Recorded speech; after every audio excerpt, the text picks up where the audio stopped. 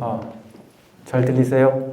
네, 저도 마스크를 쓰고 강연하는 거는 처음이어서, 제가 한 3년 전에 처음 여기서 이제 과학스쿨 강연을 한 적이 있었거든요. 그때는 제가 어떤 얘기를 했었냐면, 환경과 화학에 대해서 얘기를 했었고, 오늘은 제 전공 분야인 컴퓨터 화학에 대한 얘기를 하려고 합니다. 자, 강연하기 전에요. 제가 여러분들에게 한번 물어보겠습니다. 자, 자신이 초등학생이다. 손 들어보세요. 초등학생? 오, 진짜 많네요. 자, 중학생 혹시? 중학생 있으세요? 중학생 한 분도 없으시고. 고등학생? 고등학생도 없으시고요. 그럼 초등학생, 다음엔 예비 중학생. 그럼 중학생이시네요. 그렇죠? 네? 중학생. 중학생. 손을 안 드셨네. 어머니가 손을 드시고 학생은 손을 안 들어요. 자, 제가 이렇게 하는 이유는 뭐냐면 저는 오늘 강연에서 5개의 퀴즈를 준비했습니다. 그럼 무슨 얘기냐면 중간중간에 제가 퀴즈를 낼 거예요. 저는 초등학생에게 우선권을 드릴게요. 내가 초등학생이다. 아시겠죠? 그분들은 손 들고 맞추시면 돼요. 맞추시면 여기 광주과학과에서 마련한 선물을 제가 드릴 겁니다. 아시겠죠? 5개.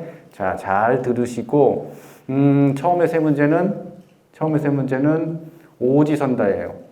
그렇죠? 몰라도 찍을 수 있다는 얘기죠. 나머지 2문제는 주관식이어서 모르면 좀 찍기 어렵고요.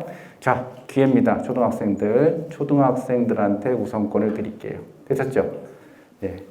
자, 그러면 오늘 강연에서 제가 얘기할 건 뭐냐면 화학과 컴퓨터예요. 여러분들이 이제 중학교, 고등학생이 되면 이제 화학을 배웁니다. 자, 화학을 배우게 되면 화학하고 컴퓨터는 전혀 무관해 보여. 이런 생각을 할 수 있잖아요. 그렇죠?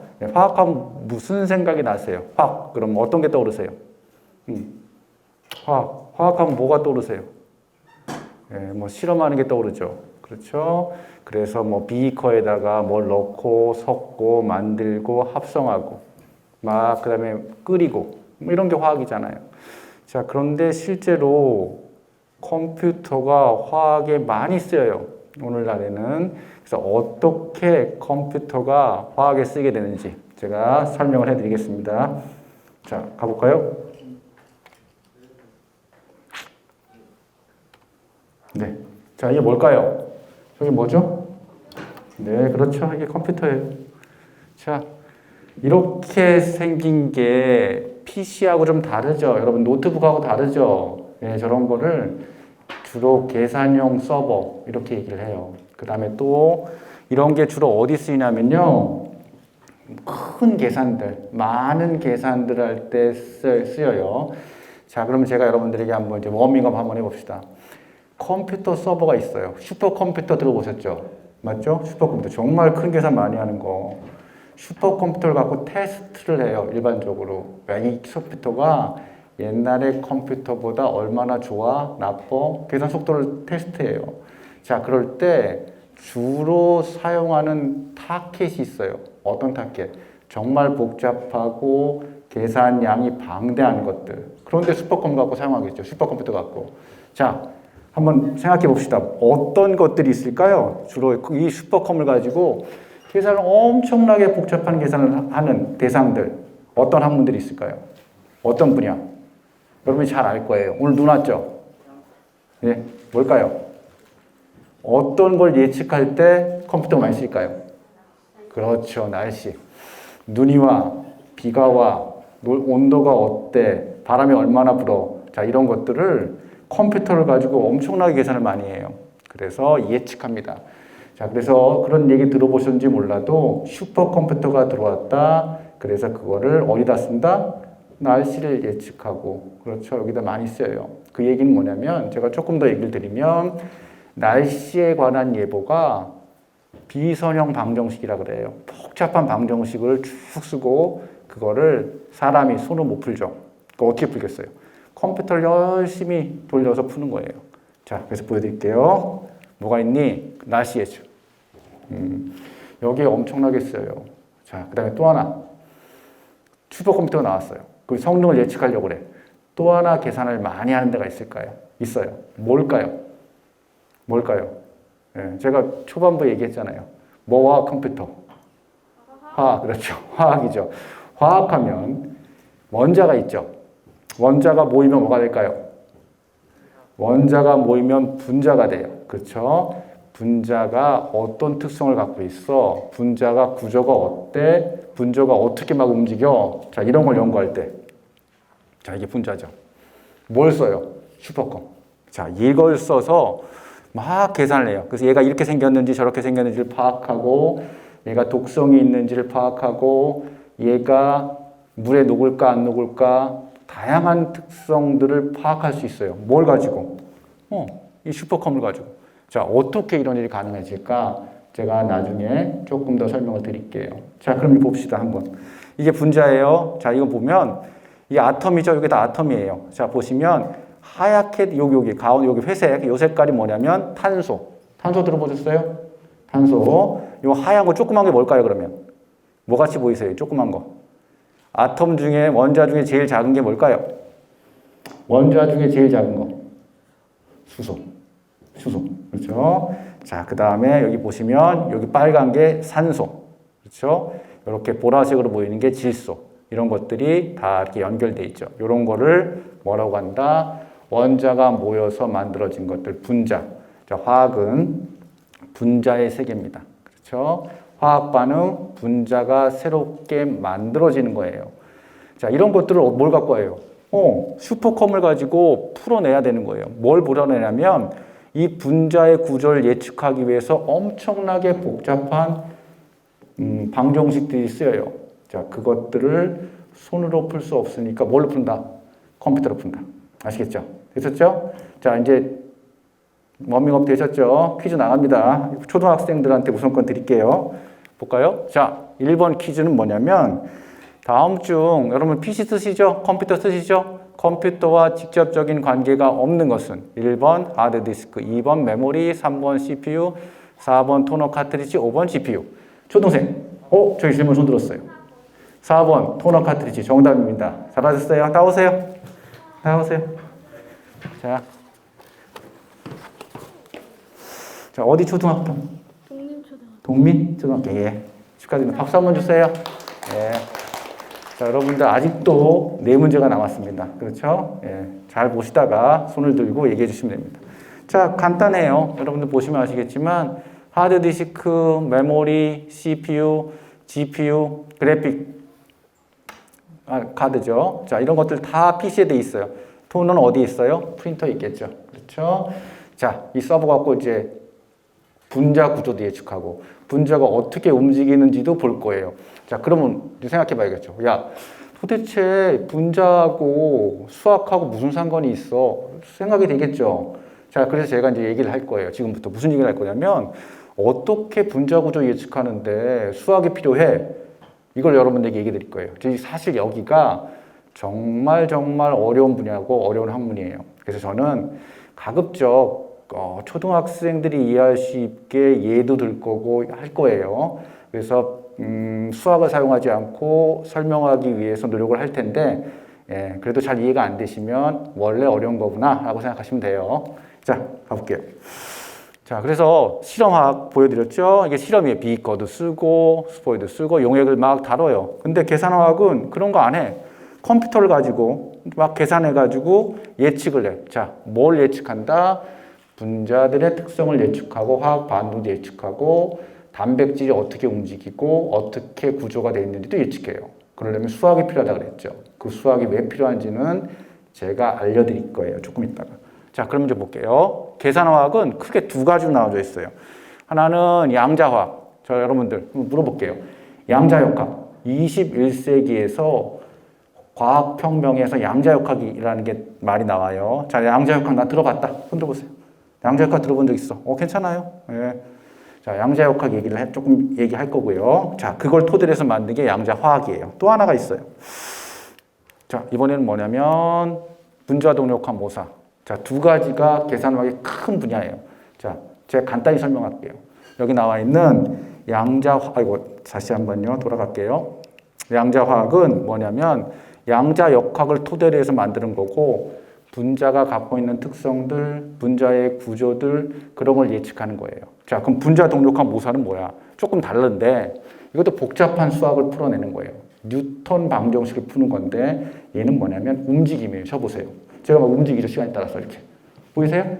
예, 좀 안 보이시면 안 되죠. 예, 저 막 움직여요. 얘가 어떻게 움직여? 분자가. 움직이는 걸 말하는 건 누구다? 분자 동력학 모사. 자, 양자화학은 뭐야? 얘가 어떤 특성을 갖고 있어? 뭐 나이가 얼마야, 키가 얼마야, 또는 뭐 성격이 어때? 자, 이런 것들을 모사하는 것, 분자의 특성을 모사하는 것, 뭐다? 양자화학이다. 자, 그러면 자, 뭘 얘기하고 싶으냐면 어떻게 분자를 묘사하는데 수학이 들어가? 그 얘기를 할 거예요. 자, 여기가 매우 어려운 내용이고 과학의 혁명, 양자역학과 관련돼 있어요. 제가 간략하게 설명을 드릴게요. 자, 가볼게요. 자, 누구실까요? 이분 누구세요? 뉴턴. 자, 여러분들 과학자 중에서 자, 한번 물어볼게요, 여러분들에게. 과학자 중에서 내가 제일 존경하는 과학자 누구예요? 여러분들 각자 있을 거 아니에요? 네? 아인슈타인. 나왔어요. 또 누가? 난 과학자 중에서 이 사람이 제일 좋아. 누구예요? 없으세요? 네? 아인슈타인 나왔죠. 그러니까 아는 사람이 아인슈타인하고 뉴턴. 제일 유명하죠. 자, 뉴턴과 아인슈타인은 정말 과학자로서는 몹시 유명하신 두 분이에요. 자, 한번 볼게요. 자, 여기 누구죠? 뉴턴이라고 그랬어요. 뉴턴. 절대 공간, 절대 시간, 그다음 고전 역학의 창시자. 뉴턴. 자, 아인슈타인. 한번 보여드릴게요. 자, 이렇게 생겼어요. 자, 딱 봐도 좀 독특하시죠? 혀를 쭉 내밀고 있어요. 아인슈타인이. 자, 이 아인슈타인과 뉴턴은 두 천재 과학자로서 거의 쌍벽을 이뤄요. 자, 여러분들 뉴턴 들어보셨죠? 아인슈타인 들어보셨죠? 자, 그럼 제가 한번 여러분들에게 한번 투표를 한번 해볼게요. 그냥 뭐 자유롭게 생각하시면 돼요. 내가 생각하기에 아인슈타인과 뉴턴 두 사람이 있어. 내가 보기에 더 위대한, 내가 보기에 더 뛰어난 과학자는 누굴까요? 골라라. 둘 중에 하나를 고른다면 여러분은 뉴턴을 고르겠습니까? 아인슈타인을 고르겠습니까? 한번 해볼게요. 자, 나 뉴턴이 더 뛰어나다고 생각해. 흔들어 보세요. 괜찮아요. 네, 좋으시고 내리시고 아인슈타인이 더 뛰어나다. 여기는 아인슈타인이 훨씬 많아요. 그렇죠? 자, 실제로 뉴턴과 아인슈타인은 마치 이것과 비슷하죠? 호랑이하고 사자하고 싸우면 누가 이겨? 뭐 이런 거 비슷한 거예요. 그렇죠? 그런데 실제로 보면 뉴턴과, 이건 좀 이따가 할 거고, 뉴턴과 아인슈타인에서 이 뉴턴과 아인슈타인을 실제로 많이 비교를 했어요. 일반인들을 대상으로 뉴턴과 아인슈타인을 비교합니다. 누가 뛰어날까? 거의 50대 50이 나와요. 자, 그런데 교수, 연구원, 전문가들 대상으로 뉴턴과 아인슈타인을 비교하면 7대 3 또는 6대 4로 누구 쪽으로 갈까요? 뉴턴 쪽으로 가요. 이유가 뭘까요? 아인슈타인도 천재죠. 뉴턴도 천재예요. 그렇죠? 근데 이제 여러분 초등학생들한테는 아인슈타인이 더 친숙해요. 사실은.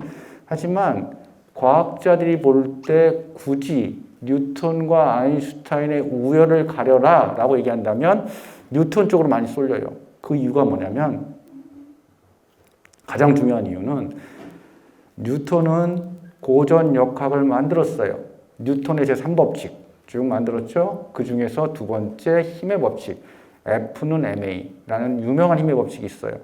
이거를 기술하려면 수학이 필요했어요. 미적분학이 필요해요. 그런데 뉴턴 당시에는 미적분학이 만들어지지가 않았어요. 그때 뉴턴이 이거 필요했잖아요. 그럼 어떻게 했을까요? 자기가 미적분학을 만들어버렸어. 수학을 만들어버린 거예요. 그렇죠? 아인슈타인은 저렇게 지금 혀를 쭉 내밀고 계신 아인슈타인은 수학에 항상 부족함을 느꼈어요. 아인슈타인도 수학의 천재였지만 아인슈타인은 수학에 대해서 부족함을 느끼고 항상 나는 수학에 대해서 부족하다라고 생각을 했던 것 같아요. 그렇죠? 자, 누구에 비해서 부족하다는 얘기예요? 아인슈타인 수학의 천재였어요. 하지만 뉴턴은 아예 수학을 만들어 버렸어요. 그렇죠? 자, 그래서 오늘날 과학자들은 뉴턴과 아인슈타인을 비교할 때 뉴턴 쪽에 더 많은 점수를 부여하는 경향이 있어요. 첫 번째, 수학을 만들었어요. 두 번째, 뉴턴은 과학계에 있어서는 정말 독특한 분이었어요. 뭐냐면 이론도 잘 만들었죠. 수학도 잘했죠. 그 다음에 또 뭘 잘했을까요? 실험도 잘했어요. 뉴턴 망원경까지 만들어버렸어요. 그렇죠? 자, 그래서 이분은 쉽게 얘기하면 과학계에 있어서는 사기 캐릭터. 그래서 이해가 되시죠? 너무 많은 걸 다 잘해. 이렇게 되는 거예요. 자, 그래서 아인슈타인이 다른 사람한테는 열등감을 안 느꼈을지 몰라도 뉴턴, 야, 너한테는 내가 졌다. 이런 표정이죠? 수학까지 만들어버렸어요. 자, 그러면 이제 퀴즈 나갑니다. 아인슈타인 천재였죠? 퀴즈 볼게요. 두 번째 퀴즈. 아인슈타인은 그의 생전에 노벨상을 몇 개 받았을까요? 초등생한테 먼저 줄게요. 저 뒤에. 지금 손든 학생. 예? 한 개. 뭘 받았을까요? 뭘 받았을까요? 늘 나오세요. 예, 초등학생 나오세요. 한 개 답을 맞췄으니까. 자. 나오세요. 자, 어느 초등학교? 네? 광곡초등학교. 어디 초등학교? 광곡초등학교. 예. 자, 박수 한번 주세요. 예. 자, 아인슈타인은 노벨상을 하나 받았어요. 뭘로? 광전 효과로. 자, 그런데 이제 여기서 중요한 게 있죠. 오늘날 아인슈타인의 업적을 평가할 때 과학자들이 이렇게 얘기합니다. 최소한 4개를 받을 수 있는 사람이다. 뭘가 있을까요? 특수상대성 이론. 또 하나 뭐가 있을까요? 일반 상대성 이론. 다 어마어마한 업적이에요. 그 다음에 빛의 입자설을 입증한 광전 효과. 분자들의 움직임을 모사했던 브라운 운동. 4가지의 업적은 거의 완전히 걸출한 업적이었어요. 그래서 이거는 자타가 공인 노벨상은 4개까지 받을 수 있다, 최소한. 이랬지만 아인슈타인은 불운하게도 하나밖에 못 받아요. 너무 뛰어나니까. 심사위원들이, 그렇죠? 업적을 평가하기가 힘들었던 것 같아요. 자, 그래서 너무 똑똑해서 이분은 1개의 노벨상을 받습니다. 자, 그런데 이 아인슈타인이 기여했던 노벨상이 그게 광전 효과예요. 양자역학의 토대가 되는 거죠. 자, 그럼 제가 지금부터 무슨 얘기를 할 거냐면 양자역학 얘기를 간단히 해볼게요. 아니, 갑자기 화학 얘기하다 양자역학 얘기를 왜 해? 라고 물어본다면 양자역학은 전자와 같이 아주 작은 애들의 움직임을 모사하는 거예요. 기술하는 거죠. 자, 분자에서, 아톰에서 가장 중요한 애들이 누구냐면 전자예요. 그렇죠? 아톰 안에 전자하고 핵이 들어있어요. 분자는 그 아톰이 모여있죠. 분자들이 어떻게 특성을 가져, 어떻게 행동해, 어디서 결정될까요? 전자들의 특성으로부터 결정되는 거예요. 자, 그래서 그 전자를 기술해보자. 그게 바로 양자역학의 중요한 관심사가 돼요. 자, 그걸 이해하기 위해서 제가 여기에 뉴턴 얘기를 해볼게요. 고전역학. 절대 공간, 절대 시간. 공간과 시간은 안 변해. 또 하나, 연속적인 물리량이에요. 자, 이게 무슨 얘기냐면, 자, 뉴턴은 자신의 법칙을 가지고 전부 예측을 해요. 수금지와 목도천의 명. 이 궤도를 다 예측해버렸어요. 그러니까 과학자들은 뉴턴 방정식만 풀면 다 되네? 그래서 이제 뭐라고까지 얘기했냐면 물리학의 시대는 거의 저물었다라고까지 얘기했어요. 왜? 뉴턴 방정식이 거의 모든 걸 다 설명해. 수금지와 저 궤도가 어떻게 돌아가는지 다 설명하고, 여러분들 헨리 해성 아시죠? 해성 돌아가는 거. 이렇게. 그것도 어디서 나타날 거리를 정확하게 예측을 해요. 뉴턴 역학 가지고 풀었더니. 자, 모든 거 끝난 것처럼 보였어요. 그런데 20세기, 그렇죠? 1900년대 초에 도대체 뉴턴 역학으로 설명되지 않는 희한한 현상이 나타나요. 자, 뭐가 나타나냐면 양자역학이 출현하게 되고 불연속의 세계가 나타나요. 자, 여기서 제가 한 가지 다시 설명하고 갈게요. 뉴턴 역학은 우리가 보는 세계들의 모든 움직임들을 정확하게 기술해요. 자, 제가 여기 이렇게 이 물체를 하나 갖고 있어요. 얘가 어떻게 움직여? 이렇게 움직이죠? 이렇게 움직여요. 자, 내가 어떤 힘을 가하고 어떤 조건 아래에서 조건만 주면 얘가 떨어지는 것들, 얘가 움직이는 것들 다 기술할 수 있어요. 뭘로? 뉴턴 역학으로. 자, 그런데 이 문제는 뭐냐면 아주 작은 세계를 한번 생각해 봅시다, 여러분들. 자, 먼지. 너무 작죠? 그 먼지의 10분의 1보다 만큼 작고, 100분의 1만큼 작고, 1000분의 1만큼 작고, 10억분의 1만큼 작고, 10억분의 1을 3번, 10억분의 1, 10억분의 1, 10억분의 1만큼 작고. 이렇게 어마어마하게 작은 세계로 가면 신기한 일이 벌어져요. 자, 예를 한번 들어볼게요. 제가 여러분 이해를 돕기 위해서. 제가 지금 걸어가요. 보세요, 저를. 이렇게 걸어가고 있죠. 이렇게 걸어가고 있어요. 자, 여러분 제가 걸어가는 거 보이시죠? 여기 그 선을 그대로 걸어가요. 그러면 이거 연속이잖아요. 여기서 뭐 불연속이 있어요? 그렇죠? 여기 뭐 연속이지 불연속이라는 게 전혀 없어요. 근데 제가 걸어갔다 생각해 보세요. 여기를 걸어가다가 여기서 사라져. 뿅 하고 사라졌어. 여기서 나타났어. 응? 여기까지 없어. 이런 일이 있을 수 있어요? 없죠. 또 가다가 여기서 사라져. 여기서 나타나. 공간 이동. 이런 게 있을 수 있어요? 없는 거예요. 자, 뉴턴은 당연히 모든 공간은 뭐라고 생각했냐면 연속이라고 생각했어요. 그런데 신기한 게 과학자들이 너무너무 작은 애들, 전자와 같은 애들을 관찰하다 보니까 불연속이 공간이 불연속이 돼. 속도가 불연속이 되는 현상들을 발견하기 시작한 거예요. 자, 그게 뭐라고 얘기하냐면 양자역학이 추론이 되는 거죠. 얘가 가다가 더 이상 공간이 없어요. 사라져요. 근데 희한하게 어디선 딱 나타나 이렇게. 또 막 사라져. 그러다 어디서 또 나타나. 이런 일들이 계속 벌어지는 거죠. 어느 세계에서는? 전자의 세계에서는. 그럼 전자는 뭐야? 너무나도 작은 애들. 그렇죠? 미시의 세계, 아주 작은 미시의 세계에서는 우리가 이해하기 힘든 너무 신기한 일들이 벌어진다는 거예요. 자, 그게 뭐라고 했어요? 불연속의 세계가 되는 거죠. 그렇죠? 자, 전자가 여기 있어요. 돌아다녀. 근데 재밌는 건 이 전자는 여기서도 나타나. 근데 이 중간에는 없어. 나타나질 않아요. 마치 걸어가다가 뿅 사라져. 다음에서 나타나. 이렇게 되는 거죠. 자, 이거를 과학자들이 이해할 수가 있을까요? 처음에? 너무 혼동스러운 거예요. 너무 어려운 거죠. 도대체 이게 뭐야? 자, 이래서 양자역학은 처음에 태동할 때부터 너무나 많은 논란, 너무나 많은 모순적인 생각들이 충돌하기 시작해요. 그렇죠? 이해하기 어려웠으니까. 그러나 오늘날에는 이러한 현상이 전자와 같이 작은 애들은 불연속의 세계에서 살고 있다라는 게 입증되기 시작하죠. 자, 또 볼게요. 자, 그럼 전자가 이렇게 돼요. 뉴턴은 자, 여기 있던 사람이 일로 가. 여기 공간이 없어. 사라져가지고 일로 와. 이런 일이 있을 수가 없어요. 나타날 수가 없죠. 이거는 그냥 공상과학 영화나 뭐 무협지나 이런 데서는 갑자기 사라지죠. 이렇게 뿅 하고 사라졌다가 축지법 딱 나타나잖아요. 있을 수가 없어요. 그렇죠? 반드시 여기서부터 여기까지 나타나면 경로가 있겠죠. 이렇게 될 거예요. 자, 그런데 전자는 어때? 보니까 얘가 공간이 여기 있던 애들이 사라져서 여기서 나타나는 거예요. 자, 공간 이동, 양자전이. 자, 이런 것들이 나타나기 시작하죠. 한 가지 예를 더 들어볼게요. 뭐냐? 운전하시잖아요, 여러분들. 그쵸? 운전하세요. 그럼 엑셀을 쭉 밟고 자동차 속도를 높였어요. 고속도로 가서. 60km까지 쭉 올라갔어. 엑셀 막 밟아요. 그럼 어떻게 돼? 61, 62, 63, 64, 70, 80 가야 되잖아요. 자, 60에서 밟았어. 그런데 자동차가 속도가 올라가지는 않아. 그러다가 한참 있다가 계속 밟다 보니까 80을 딱 뛰었네. 61부터 80까지는 없어. 그럼 80에서 나와.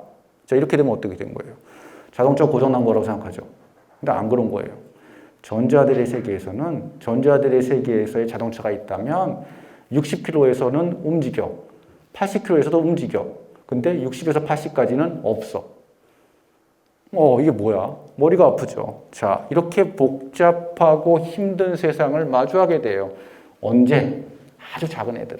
그렇죠? 다시 한번 얘기합니다. 분자의 특성을 결정하는 데는 누가 중요하다고요? 전자가.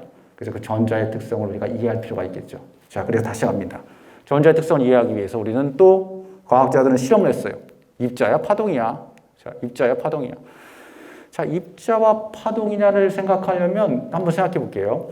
입자는 자, 여기 있어. 이게 입자라고 생각해요. 얘는 어디 있는지 알죠? 움직여보세요. 이렇게 가잖아요. 저와 같이. 어디 있는지 딱 나오죠? 그렇죠? 자, 그러면 파동을 한번 생각해 봅시다. 여러분, 여기 지금 빛이 있죠? 빛이 어디 있어요? 여기 있어요? 여기도 있죠? 저기 있어요? 저기도 있죠? 저쪽은? 저기도 있죠?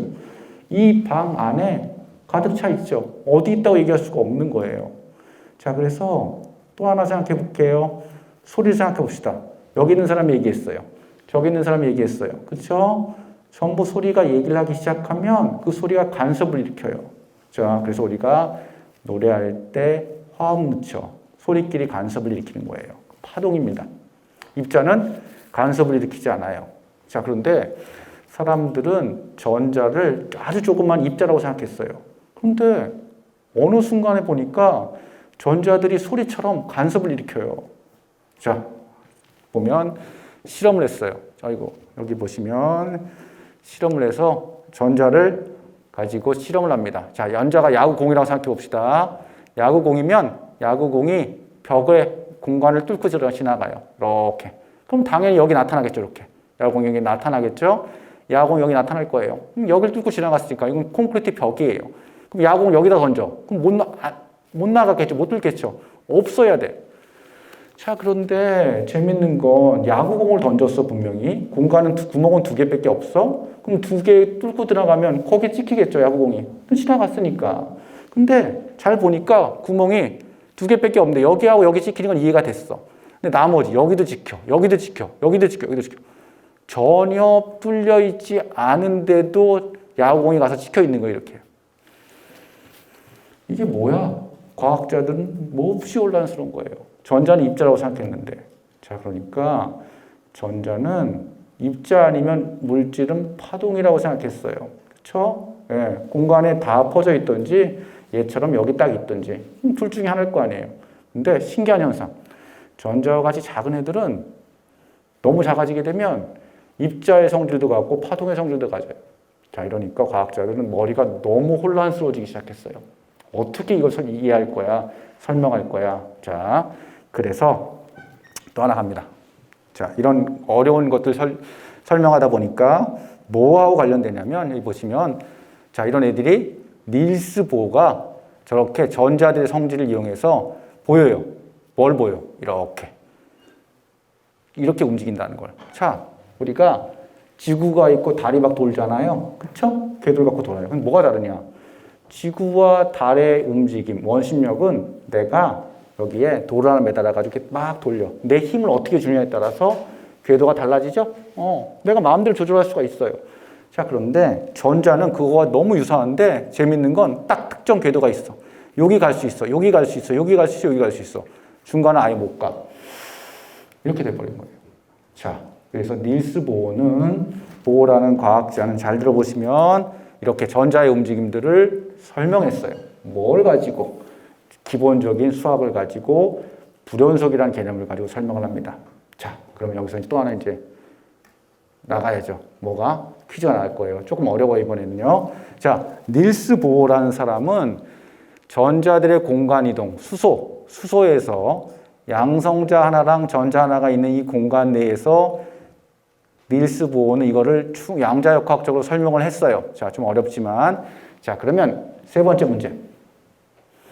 닐스 보어는, 자, 보시면 세 번째, 어느 나라 과학자일까요? 어렵죠? 자, 초등생, 네, 성인.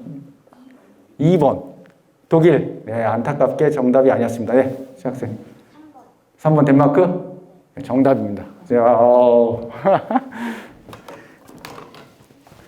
자, 잠깐만. 어느 초등학교? 한국초등학교. 네. 박수 한번 주세요. 닐스 보어는 수소의 스펙트럼을 설명해요. 불연속이라는 거를. 수학적인 개념을 가지고. 자, 어쨌거나 덴마크의 천재과학자였죠. 자, 보면 해결했죠. 이거 해결했어요. 뭘 받았을까요? 노벨상. 아인슈타인. 광전 효과 가지고 노벨상. 그렇죠? 자, 또 한번 보여드릴까요? 자, 여기 또 하나 실험 아까 보여드렸죠? 제가 이 실험, 전자 질량 가진 입자, 전자의 회절무늬, 이거 실험으로 입증했어요. 뭐 받았을까요? 노벨상. 자, 여기 때는 하나만 해결하면 다 노벨상이었어요. 너무 중요했고, 너무 신기해서. 그렇죠? 자, 그래서 노벨상 바치였어요, 양자역학은. 자, 이분 누굴까요? 드브로이. 이 사람이 나와서, 야, 내가 해결해 줄게. 전자가 입자 파동 맞는 거 내가 수식으로 해결해 줄게 하면서 해결했어요. 이분이. 더 자세한 얘기는 어려우니까 안 하는데, 자, 근데 또 여기서 재미난 일화 제가 하나 얘기해 드릴게요. 자, 이분은 프랑스의 과학자였어요. 자, 그리고 이분이 박사학위 논문을 썼어요. 이 전자는 입자성과 파동성을 동시에 갖고 있다. 뭐 이렇게 썼어요. 자, 그런데 이거를 지도교수인 랑주뱅이라고 하는 유명한 물리학자에게 보여줬어요. 그때 교수님 뭐라고 하셨을까요? 야, 네 논문 어려워서 이해가 안 된다. 이렇게 얘기한 거예요. 자, 그런데 이 랑주뱅은 분명히 이 사람이 쓴 논문이 의미가 있을 것 같다고 생각했어요. 자, 그래서 어떻게 했을까요? 난 이해 안 돼. 그냥 버릴 거야. 이렇게 하지 않았어요. 이 논문을 그 당시에 아주 유명한 과학자한테 보냈어요. 누구였을까요? 누구한테 보냈을까요? 여러분이 아는 사람. 아인슈타인한테 보냈어요. 이 논문을. 박사 논문을 아인슈타인한테 보냈어요. 그래서 봐달라고 했더니 아인슈타인이 뭐라고 얘기했을까요? 이 논문 보더니. 박사학위 논문 보더니 뭐라고 얘기했을까요? 야, 정말 훌륭한 논문이다. 라고 얘기를 했어요. 자, 그리고 또 하나. 이제 더 이상 놀랍지도 않죠? 이 사람은 박사학위 논문에 전자는 파동성과 입자성을 동시에 갖고 있다라는 얘기를 입증하고 뭘 받았을까요? 그렇죠. 이제부터 노벨상 받았어요. 자, 워낙 중요한 얘기고 워낙 큰 얘기이기 때문에 하나만 해결하면 노벨상 받았어요. 이 사람은 더더구나 유명했던 거는 박사학위 논문을 가지고 그 업적을 인정받아서 노벨상 받은 거예요. 자, 그래서 이렇게 됐어요. 자, 그럼 뭐야? 너무너무 헷갈리지만 요약해 볼게요. 전자는 아주 작은 애예요. 너무 독특한 성질을 갖고 있고 불연 속의 세계에 살아. 여기 있다가 갑자기 사라져 이렇게. 여기서 나타나. 그렇죠? 너무 신기해. 그런데 얘는 입자성도 갖고 있고 파동성도 갖고 있어. 너무너무 복잡해. 하지만 수학으로 묘사할 수가 있어. 이게 포인트가 되는 거예요.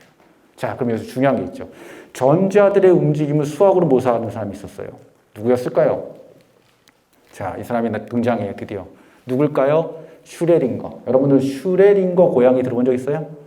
네, 이 사람이 전자들의 움직임을 파동 방정식으로 묘사해요. 뉴턴은 뉴턴 방정식을 세웠다면 전자들의 움직임을 기술하기 위해서 슈레딩거는 슈레딩거 방정식을 만들어요. 자, 다른 건 다 잊어버리셔도 돼요. 이제 전자들이 움직이는 게 중요하다. 특성을 알아내는데 그것들을 방정식으로 만들어서 풀 수 있게 한 사람이 누구냐? 슈레딩거예요. 자, 제가 그걸 간략히 보여드릴게요. 자, 그래서 슈레딩거는 보세요. 이런 방정식을 만들어요. V가 포텐셜, P사이는 파동함수 뭐 이런 거죠. 보기만 해도 복잡해 보이죠. 정말 편미분 방정식이라 그래요.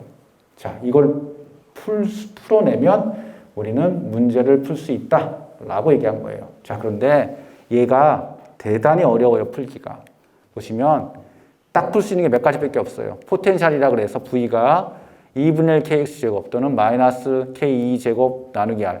이렇게 간단한 경우도 저 미분 방정식은 대단히 어려워서 정말 어렵게 풀려요.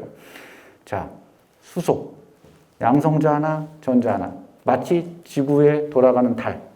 같은 모형이죠. 요거 하나 풀어내는데도 정말 많은 수학이 필요하대요. 하지만 풀 수가 있어요. 자, 그런데 전자 2개만 돼도 못 풀어요. 전자 3개가 되면 아예 안 풀려. 전자 4개도 아예 안 풀려. 자, 그래서 이 방정식을 만들었는데 중요한 포인트가 하나 있었어요. 뭐가 있었냐면 수소 이하의 원자 및 분자는 방정식을 풀 수가 없어요. 너무 복잡해서. 자, 그럼 어떻게 해야 될까요? 방정식을 풀 수가 없어. 그럼 여러분들은 이제 시험 보는데, 앞으로도 마찬가지예요. 어떤 문제가 있어요. 방정식이 주어지는데 풀 수가 없어. 그럼 어떻게 해야 될까요? 어떤 방법이 있을까요? 풀 수가 없어. 깨끗하게 풀리지 않아. 그럼 어떻게 해야 될까요? 근사해야죠. 근사. 거칠게 근사해야죠. 정확히는 아니어도 풀 수 있는 근사적인 방법을 찾아내야죠. 그게 중요한 거예요. 화학자들은 분자에 대해서 풀리지 않는 슈레딩거 이퀘이션을 보고 포기하지 않았어요. 어떻게 하면 저거를 근사적으로 풀 수 있게 할까를 연구했던 거예요. 그렇죠? 자, 여기서 이제 컴퓨터가 나오는 거죠. 모든 복잡한 방정식, 풀리지 않는 방정식을 근사적으로 풀릴 수 있게 만드는 게 컴퓨터의 힘이에요. 코딩의 힘이죠. 자, 그래서 과학자들은 드디어 뭘 하냐면 이런 걸 해요. 하틀이라는 사람이 나와서 뭘 하냐면 근사하는 방법을 마련해요. 근사하는 것들. 자, 저기 되게 어렵게 보였는데 다 생각할 것 없이 딱 이유는 하나예요. 근사적으로 만들자. 자, 분자들도 파동 방정식 안 풀리니까 슈레딩거 이퀘이션 안 풀리니까 근사적으로 풀 수 있게 컴퓨터가 풀 수 있게 만들자라는 게 포인트가 되는 거죠. 자, 다시 한번 설명할게요. 오늘 강연의 가장 중요한 포인트는 이거예요. 우리가 분자의 특성을 알고 싶어. 그럼 분자 안에 누가 중요하다고요? 양성자도 있고 중성자도 있고 전자도 있어. 누가 중요하다고 그랬어요? 전자. 전자의 움직임을 뭘로 묘사할 수 있다? 파동 방정식, 수식으로 묘사할 수 있다. 누가? 슈레딩거가 해냈죠. 자, 복잡한 수식이 막 쓰여져요. 근데 중요한 건 있어요. 뭐가 있냐면 안 풀려요, 손으로. 그럼 어떻게 해야 된다고요? 컴퓨터가 풀 수 있게 근사하자. 어프락시메이션이라고 그래요. 근사하자라는 거예요. 아시겠죠? 자, 그럼 이제 분자가 주어졌어. 거기에 대한 식을 다 쓸 수가 있어. 그리고 그걸 살짝 바꿔가지고 컴퓨터가 풀 수 있게 만들어내자. 방정식을. 자, 이분이 큰 물꼬를 트신 거죠. 그렇죠? 그래서 오늘날은 컴퓨터가 뭘 할 수 있게 만들어요. 아톰들이 모여있는 분자가 어떤 특성을 갖고 있어? 그 다음에 어떻게 움직여? 그 다음에 얘네들의 화학 반응은 어떻게 돼? 이런 것들을 전부 저런 수식을 컴퓨터가 막 풀어서 예측해낼 수가 있는 거예요. 자, 그러면 제가 지금부터 어떻게 슈레딩거 이퀘이션, 저 방정식을 풀어서 분자들의 어떤 특성을 볼 수 있는지를 보여드릴 거예요. 그리고 또 하나는 어떤 응용들이 가능해? 산업적으로. 그런 걸 보여드릴 거예요. 아시겠죠? 자, 그래서 가보면 이렇습니다. 자, 계산화학에서. 자, 이게 탄소 6개, 그 다음에 수소 6개로 되어 있는 분자예요. 자, 이 분자가 뭘까요? 혹시 이거 아시는 분 있어요? 예. 벤젠. 이거는 근데 퀴즈는 아니고, 퀴즈는 아닌데 정확히 맞췄어요. 벤젠이에요. 벤젠. 자, 이거를 보시면 카본이에요. 탄소 6개, 사수소 6개가 있어요. 벤젠이에요. 자, 이 벤젠에 뭐가 있을까요? 전자들이 분포되어 있죠? 자, 슈레딩거 이퀘이션 막 풀었어요. 그럼 전자가 어떻게 분포되어 있는지 보자 했더니 이렇게 되어 있네? 이렇게. 전자가. 자, 저런 특성을 가지고 벤젠이 물리화학적으로 어떤 특성을 갖고 있어? 성격이 어때? 제 성질이 어때? 막 과격해? 아니, 온순해? 화학 반응 잘해? 그렇지 않아? 이런 것들을 파악해낼 수가 있어요. 그렇죠? 자, 또 하나 볼까요? 뭘 할 수 있는지? 두 번째 봤고요. 자, 이게 뭐냐면 펩타이드라 그래요. 펩타이드라는 게 여러분이 좀 어려운데 제가 간단하게 설명을 드릴게요. 여기 보세요. CONH 이걸 이제 펩타이드 결합이라고 하는데 요게 파란색도 있죠, 검은색도 있죠, 녹색도 있죠, 검정색도 있죠, 파란색도 있어요. 뭐냐면 우리 몸에는 단백질이 있어요. 그 단백질 중에 단백질이 뭘로 되어 있냐면 여러분 레고 블락 아시죠? 레고 블락 맞추는 거 블락. 20개의 아미노산이 있어요, 종류가. 그 아미노산을 갖고 단백질을 만들어요. 그래서 어떤 아미노산을 얼마나 썼냐에 따라서 단백질의 특성이 달라져요.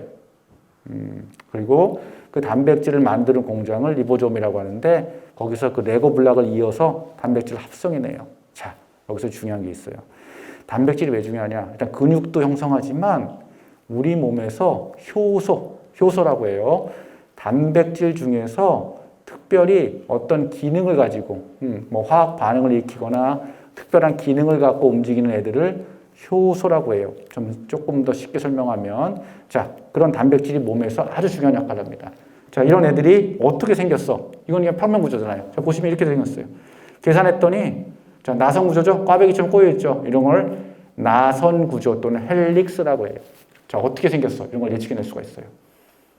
카본, 나이트론 생긴 거를 가지고 수식을 써서 그걸 컴퓨터로 풀어내면 모양이 이렇게 생겼다라는 걸 알 수가 있는 거죠. 그렇죠? 자, 이런 걸 뭐가 해요? 계산하기위해서 하는 거죠. 열심히 풀어요. 서버에서. 컴퓨터 서버가. 시간도 많이 걸리지만 결국은 얻어낼 수가 있다. 자, 그 다음에 세 번째 가볼게요. 잘 보시면 자, 여기서 퀴즈 나갑니다. 잘 들으셔야죠. 네, 졸리시는 분들. 자, 근데 이거는 너무 어려워. 사실은. 그래서 초등학생이 맞힐 것 같지는 않고 고등학생 또 성인 어른들이 맞히시면 될 것 같아요. 그런 문제로 준비했으니까. 자, 볼게요. 자, 이거를 이소 사이화나 수소라 그래요. HNC, CN. 자, 이게 CN. 요거도 CN이 있는데 하나는 H가 여기 있어. 그렇죠? H, 이게 N이네. N. 이게 N, 요게 C예요. 요거는 HCN이야. 자, 요게 이렇게 바뀌어. 뭐 어떻게 바뀌어 이게? 자, 이게 어떻게 바뀌는지를 중간 단계가 뭐야? 전위 구조야. 이런 거를 우리가 컴퓨터를 가지고 화학 반응을 예측할 수가 있어요. 근데 여기서 중요한 게 하나 있어요. CN을 뭐라고 하냐면 사이화나. 저게 물에 녹거나 하면 CN-이온이라는 게 나와요. 자, 저것은 엄청난 맹독성이에요. 맹독성. 실험할 땐 정말 조심해야 돼요. 자, 그런데 컴퓨터로 실험을 하게 되면 어떨까요? 아무리 맹독성이라도 다룰 수가 있죠. 그냥 컴퓨터에서 계산하는 거니까. 전부 방정식이에요. 컴퓨터가 푸는 거죠. 컴퓨터가 맹독성 다루기 싫어, 나 안 할 거야. 안 하잖아요. 계산 푸는 데니까. 그렇죠? 자, 그래서 우리는 이런 것들도 다룰 수가 있다. 라고 얘기 드릴게요. 자, 그럼 여기서 문제 하나 나갑니다. 잘 보세요. 네 번째 문제. 자, HNC가 아니라 KCN이에요. 그걸 뭐라고 하냐면 사이아나 칼륨이라고 그래요. 제가 힌트 드릴게요. 맹독성. 우리가 주변에서 하는 맹독성 물질. 자, 그러면 요 사이아나 칼륨에 해당하는 독성 물질. 사이아나 칼륨을 일컬어서 우리나라 말로 뭐라고 할까요? 맹독성. 그중 청산가리. 오, 정답이에요. 나오세요. 자, 저 맹독성 물질이 바로 뭐냐면 청산가리가 됩니다. 나오세요. 자, 어디 학교? 하남 삼육중학교요. 중학교. 박수 한번 주세요. 네. 저는 저걸 맞출 거라고 생각하지 않았어요. 사실은 청산가리가 돼요. 저게 맹독성이죠. 저것들도 우리가 저런 화학 반응들을 고려할 수가 있다는 걸 보여드렸죠. 자, 그다음 또 하나 볼게요. 이번에는 짠. 자, 컴퓨터를 이용한 의약물질 설계예요. 요게 단백질의 구조예요. 이렇게 막 돼 있죠. 단백질이 복잡한 구조예요. 그걸 그려놓은 거예요. 자, 엑스레이 같은 거를 찍으면 단백질 구조를 얻을 수가 있고 그거를 컴퓨터로 갖고 와요. 그러면 그 단백질이 기능을 못하게 억제제라는 약을 만들 수가 있어요. 억제제. 그 뭐냐면 여기 구멍 보이시죠? 여기 구멍. 이 구멍에다가 딱 이 억제제가 들어가요. 딱 결합을 해버려. 그래서 그 단백질이 기능을 못하게 하는 거예요. 자, 예를 들어서 코로나 바이러스. 거기가 필요한 단백질들이 있겠죠? 그 단백질이 딱 들어가서 얘가 기능 못하게 막아버려요. 그러면 그 바이러스를 무력화시킬 수 있겠죠. 자, 그래서 컴퓨터를 가지고도 이런 일들을 많이 합니다. 보시면, 자, 억제제를 만들어내는 거예요. 단백질의 기능을 억제하는 의약물질을 설계하는데도 컴퓨터, 저를 이용한 계산화학이 사용되고 있죠. 그렇죠? 자, 이런 일들을 실제로 많이 하고 있어요. 자, 그 다음에, 그러면 이제 또 뭐가 있느냐. 자, 이런 것도 보여드릴게요. 효소 이거 있어요. 효소. 천연 효소예요. 천연 효소는 존재하는 효소라는 거예요. 제가 한 가지 여러분들 이해를 돕기 위해서 효소가 하는 역할을 얘기해 드릴게요. 소화 효소. 소화를 돕는 거예요. 자, 여러분들 화학 반응이 우리 몸속에서 어마어마하게 일어나요. 예를 한번 들어보면요. 식사를 했어요. 식사하셨죠? 아침 드셨고 점심 드셨고 저녁 드셨죠. 식사를 하면 소화를 시켜야 되잖아요. 그럼 어떤 거예요? 우리 몸에서 반응을 통해서 먹은 음식물을 다 쪼개요. 당을 다 쪼개고 다 쪼개서 화학 반응을 통해서 다 흡수할 건 흡수하고 저장할 건 저장하고 해요. 자, 화학 반응을 일으키는데 일반적으로 실험실에서 비커에서 하게 되면 크게 두 가지가 필요해요. 하나는 높은 온도가 필요해요. 왜? 화학 반응은 낮은 온도에 잘 안 일어나니까 온도를 막 올려줘요. 가열해주죠. 100도, 200도, 100도 이렇게 가열해줘요. 화학 반응이 잘 일어나게. 두 번째는 화학 반응을 비커에서 실험실에서 일으키게 되면 또 하나는 뭐가 있냐면 내가 A하고 B를 합성해서 C를 만들길 원해. D나 E, 독성 물질들이 자꾸 나와요. 내가 원하는 대로 만들 수가 없고 내가 원하지 않았던 물질들이 막 나오기 시작해요. 독성 물질이죠. 자, 그럼 다시 우리 몸으로 갑시다. 우리 몸을 화학 공장이라고 한번 생각해 볼게요. 화학 공장인데 밥을 먹었어요. 소화를 시켜야 되죠. 막 반응을 일으켜야 돼요. 자, 그러면 일반적으로 생각한다면 반응을 일으키려면 어떻게 해야 돼요? 온도를 올려야 되겠죠. 자, 밥 먹었어. 그럼 나 어디로 가야 돼? 빨리 사우나 가야지. 가서 온도를 올려야 돼. 소화시키기 위해서. 70도, 80도 된 데서 계속 앉아 있는 거죠. 온도를 올리려고. 안 그러죠? 두 번째. 독성 물질이 막 배출되기 시작해요. 밥 먹었더니. 화학반응을 일으켰더니 막 이상한 독극물들이 나와. 그럼 어떻게 해야 돼? 빨리 병원 가서 산소 마스크 쓰고 호흡해야죠. 독극물질이 나오니까. 이런 일 경험해 보셨어요? 아니죠. 나는 밥 먹고 나서 가만히 있으면 모든 게 해결돼. 아무런 일도 없어. 사우나 안 가도 되고 병원 안 가도 돼. 자연스러워. 누가 이런 것들을 자연스럽게 우리 몸에서 해줄까요? 화학 반응을 잘 일어나도록. 화학 반응에서 별 문제가 없도록 낮은 온도, 우리 몸의 체온에서도 화학 반응이 잘 일어나도록 하고 독성 물질이 일어나지 않도록 막아주고 이 모든 기능을 하는 애가 있어요. 누굴까요? 효소. 효소예요. 그게 효소라는 거죠. 마치 나노 로봇과 같이 작은 애들이 우리 몸속에서 기능해요. 자, 이런 게 효소의 역할입니다. 천연 효소들이 있어요. 소화 효소들. 이것들을 조금씩 바꾸자. 바꿔서 뭘 만드는 거예요? 인공 효소도 만들 수가 있는 거죠. 그렇죠? 자, 이런 일들을 해나가기 시작해요. 그 다음에 또 하나 이제 중요한 건, 자, 아까도 얘기했었죠. 이번에는 계산화학은 두 가지가 다 있다. 하나는 분자들의 특성도 알고 구조도 알아내는 게 있는가 하면 어떻게 움직이니? 움직임도 볼 수가 있죠. 자, 그 움직임을 보는 걸 제가 보여드릴게요. 한번 볼까요? 이번에는, 자, 단백질이에요, 얘가. 여기 보이시죠? 요게 뭐 누굴까요? 물이에요, 물. 물하고 단백질이 결합한 게 노랗게 돼 있죠? 자, 얘들이 막 움직이는 거예요. 어떻게 물하고 얘네들이 사교적용해? 춤을 추는 것 같죠? 막 움직이죠. 그렇죠? 이런 것들을, 움직임들을, 단백질이 춤추는 걸 볼 수가 있어요. 한 번 더 보여드리면 이런 거예요. 노란색은 물하고 단백질하고 결합하고 있어요. 그 결합을 뭐라고 하면 조금 어렵지만 수소 결합이라고 해요. 그렇죠? 그런 것들이 아주 짧은 시간, 10억 분의 1초 내에서 어떻게 변화되는지 다시 한번 보여드릴게요.